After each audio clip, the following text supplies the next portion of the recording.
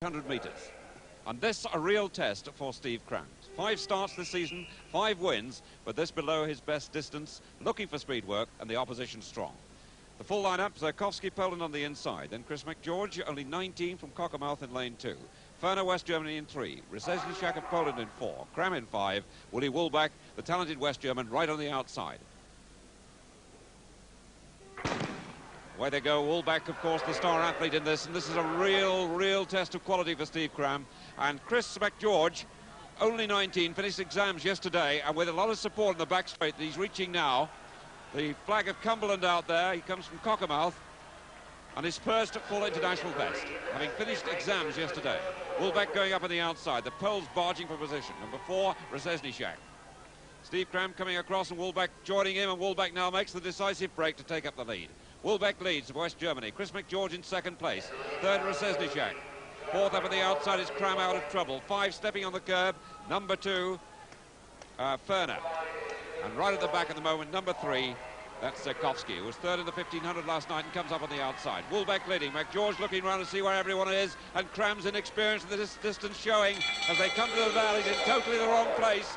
He's lost a lot of ground there. 55 seconds, a slow first lap, and that won't suit him either. So it's Wulbeck leading, McGeorge in 2nd place, 3rd and 4th the 2 Poles. Then in 5th place Ferner, and Cram with a lot of work to do. He's now some 6-7 metres behind the leader. Still Wulbeck leading, and McGeorge has run a good race in 2nd place. He's been in the right place all the time, looking comfortable down the back straight. The Poles poised to attack as well.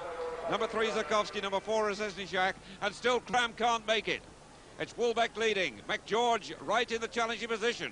And if he could win this, it would be quite astonishing. Had a look back inside to see the dangers behind him, but Cram can't catch them, and it's Wulbeck now. Still from McGeorge. Cram closing gradually, and on the near side, Ferner, West Germany making a run, but Cram tackling Wulbeck.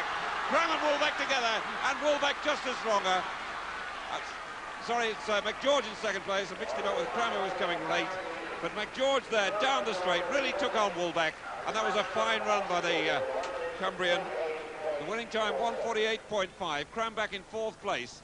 We expected the main challenge from him, and that is total disappointment, I would think, for him. Brendan Foster with me, nodding his head in agreement. Yeah, I think Steve ran a tactically inept race there today, which is surprising because he's learned a lot in his last few years. I think he was struggling for speed on the last lap there, but an excellent run from young Chris McGeorge, who was in the right place at the right time. And in Willi Wulbeck, he met a world-class athlete and took him on stride for stride in the finishing straight. Well, a bit of relaxation there for Chris McGeorge from the exams that finished yesterday. His young schoolmates in the back straight must have enjoyed this battle down here. For a moment, McGeorge looked as if he could take on Willi Wulbeck, who's a seasoned international and one of the very best in Europe. McGeorge almost got to him, but sheer strength told in the end.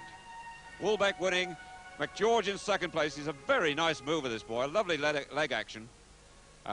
Ferner was 3rd and Cram 4th, but Cram never really in a position to attack. Chris McGeorge missed out last season. He really did his best running 2 seasons ago at the age of 17, was injured last year with a stress fracture, but he's given notice again tonight that he's right back in form. Steve, 800 metres for you. One presumes that was a search for speed for 1500 metres and mile races to come. Yeah, certainly. Obviously 800 metres isn't my major event, but I've got to do some 800s if I'm going to run better 1500s. So, you know, although I was a little disappointed with what I did tonight, you know, it can't be too disappointing because it's, like I say, it's not my major event and I've got to do them, and I'm going to get beat by the guys who are faster. So I've got to expect this, but, you know, it's going to help me in the long run. I'm going to get faster, and that's going to mean better times over 15 in the mile. And the next big 1500 is, of course? That's Oslo on Friday night, of course. I'll be able to recover in time for that, and if we get a good night and the pace is right, then hopefully I can improve my personal best, 3:34. Still only 20, but your credentials are absolutely impeccable. And there is a feeling now that you're coming to terms that you can even take on the biggest and the best, Steve and Seb. Do you reckon you're of that ilk as yet? It's hard to say. I mean, obviously, people can say, oh, he's looking good. But, I mean, Steve and Seb are exceptional athletes. And if you're going to get close to them, you've got to be very, very good. And there's very few people who are going to even touch them over 50 in the mile and 800 metres. And there's a lot of guys in the queue in front of me, you know, and I've got to knock them off one at a time. and hopefully maybe it's by the end of the season or next year certainly I'm going to be next in the queue to pip them, you know. And you'll come from out of their shadow sometime soon? I hope so, yeah. I mean, you can't have two better guys to be in the shadow of, but hopefully one day soon I'll come out of that shadow, yeah. We're watching you.